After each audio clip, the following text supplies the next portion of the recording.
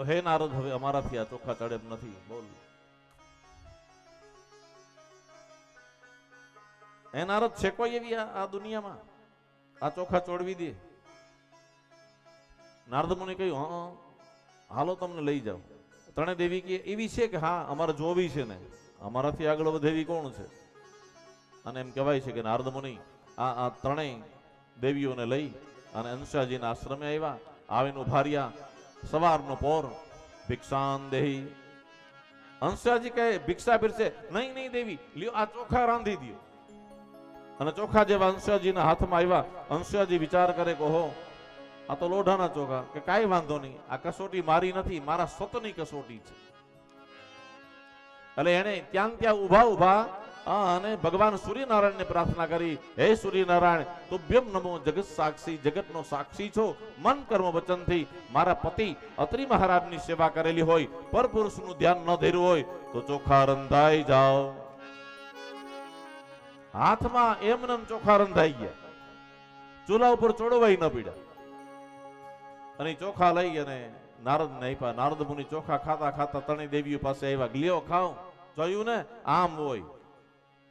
ત્રણેય દેવીએ ચોખા ખાધા ખરા, પણ કડવા લાગ્યા.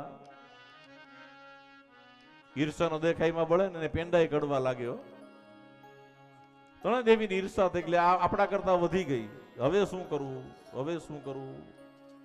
જો આ જગતનો નિયમ છે.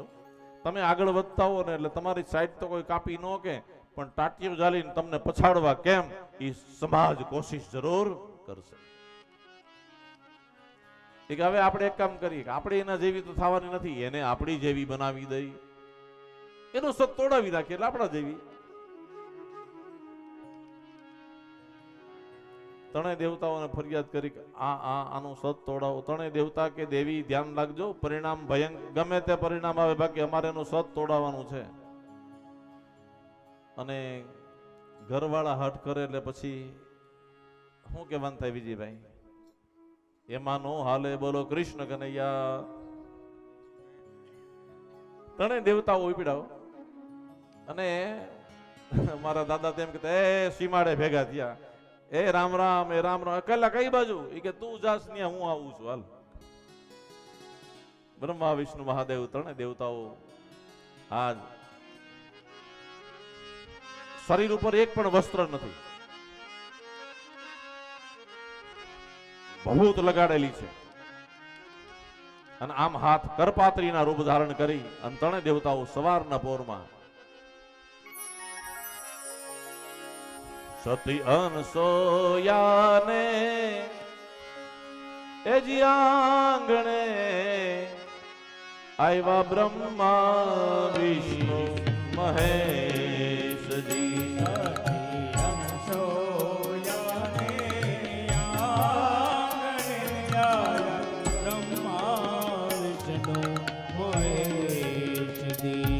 સતી અનસોયાને આંગણે આવ્યા બ્રહ્મા વિષ્ણુ મહેશજી.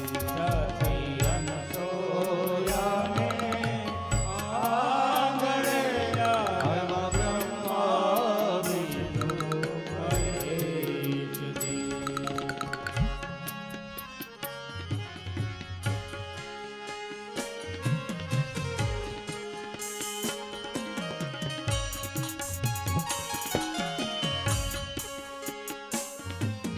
થાળ ભરી સતી વન ફળ લાવ્યા.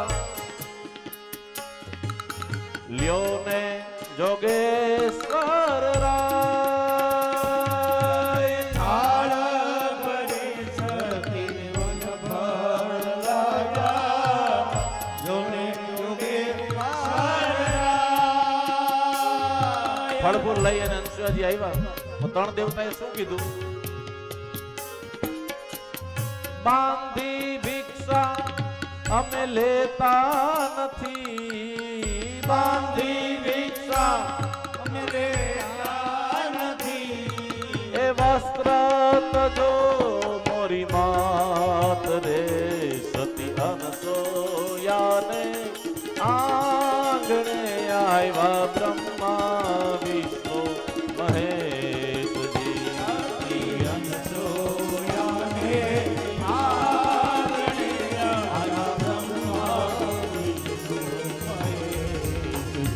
આવ્યા બ્રહ્મા વિષ્ણુ મહેશજી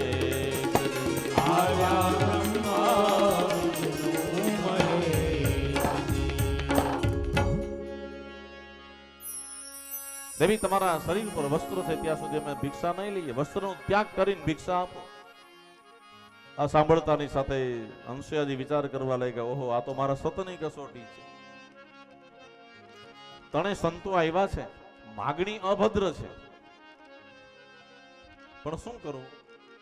વિચાર કરે છે કે એમ કે નહીં આપું તો આંગણાનો ધર્મ જાય, અને જો વસ્ત્રનો ત્યાગ કરી અને ભિક્ષા આપે તો સતી નારીનો ધર્મ જાય. દાન આપે તોય ધર્મ જાય, ન આપે તોય ધર્મ જાય. આનું નામ ધર્મ સંકટ કહેવાય લી. ઘણા એમ કે આજ મારે એવું ધર્મ સંકટ થયું એટલે આપણાથી ક્યાં ધર્મમાં હલવાનું હોય છે? કે સવારે 9 વાગે બસમાં જવું હતું, ફરાણાભાઈ મળ્યા, ચા પીધો, પાન ખાધું, અને બસ વાગે પછી એવું ધર્મ સંકટ થયું, હવે ટાણે પૂગવું જોઈએ.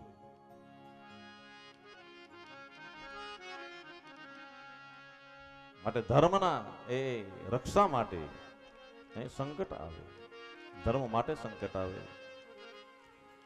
હંસરાજી વિચાર કરે છે કે વસ્ત્રનો ત્યાગ કરું, કારણ કે આ મારો દેહ છે ને, મારો દેહ મારા પતિનો છે. આપણા શાસ્ત્રમાં દેહનું દર્શન કહ્યું છે, પ્રદર્શન નહીં. અને જ્યારથી દેહના પ્રદર્શન શરૂ થયા ત્યારથી ભારતીય સંસ્કૃતિની એ નષ્ટ તરફ જઈ રહી છે.